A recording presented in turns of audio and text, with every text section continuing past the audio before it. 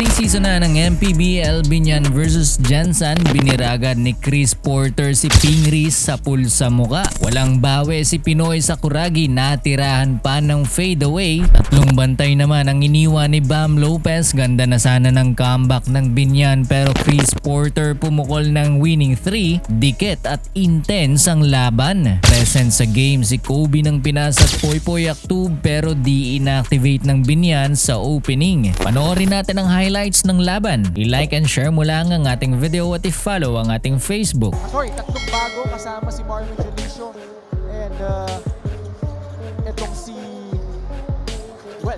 Isa lang. Isa lang actually. Isa lang. Tama. Ni Mark Pingris is pretty much on the rebounding. And which is, in my opinion, the reason kung bakit itong Binyan gusto yung Chris Porter hands it off to Hesed Gabo, lines up the three, it's good. Lower seed against Rizal, swept them.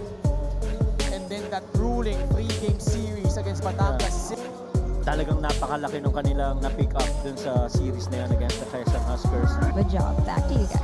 Maraming salamat, Andrea. And syempre, basketball. It's all about it. Gets it back from Chris Porter. Popping out was Antonio Eusebio, who had a strong pre. Staggers and this little shuffle play. That's gotta be a shot there for Hesed. Yeah. Gabo, pangalawang kay Kyle Tolentino. Balik kay Gabo. What a pass! The cut inside. Jonicio will score. Hindi nakasama. Pero yun nga, yung bagong lineup nila. Speaking of bagong lineup, Para dito kay Mike Mabulak to establish himself to be one of the guys. the official outfitter of the MPBL. Naiwan ng libre. So, back the other way. Mark Cruz. Boy, look at that space. Look at that space. Bin Antonio Eusebio, Daddy Santos, sanay niyan sa mga ganyan. Good shot inside, good move. Short. Kita mo yun, yung quick release para kay Jos Fontanilla. That was deliberate. Nice pass. JJ Pido. Set. The very few times, maybe one of them here, that the ball gets stuck with one player. Oh man. He's wiser and he's smarter in how to play the game. Lumusot ulit. Corva settles for a free and he nails. Fails to finish. Bam Lopez in transition against Chris Porter. Bounce pass to Renzo Sobido who fills Binyan. A chance to counter. Lopez shot fake. Nice baseline. Lumusot sa ilalim. Manood sa 1x Sports ng kahit anong basketball live broadcast gamit ang ating promo code na Notch. I-scan mo lamang ang ating QR code. Shot makes would actually normalize for them. Caballero. Oh boy, that got up off our seats. Raimundo.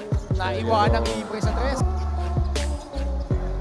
Bonifacio has yet to buy a bucket until that.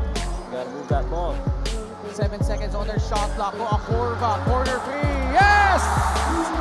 He once again open floor. Pagkaataw na lumabang. Mark Pingris lays it up in it!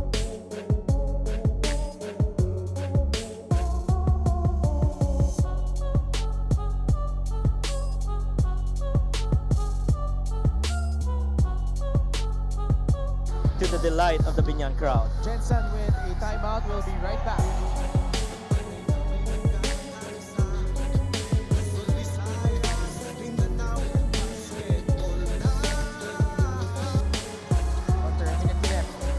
Sidestep.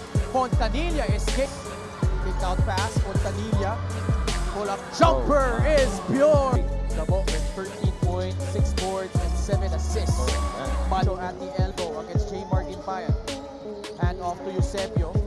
Porter takes the free and makes it. Remaining in the fourth quarter. Gabo. Lob inside. Eusebio will pop for Jensen. Caballero.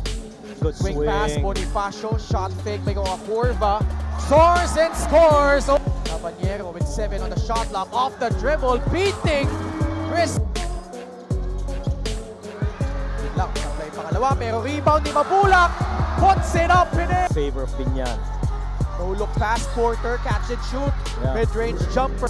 Chance for Binyan to inch closer. Lastimosa goes up strong. He was with Pangasinan against his former team, Nueva Ecija. Oh no, Chris Porter. Oh, Big free my. to give them a 4-point lead. Gets it. Hand off to Orba getting past Chris Porter. Great defense by Tolentino, no foul. 4 seconds left and Jensen will escape with a victory on the road.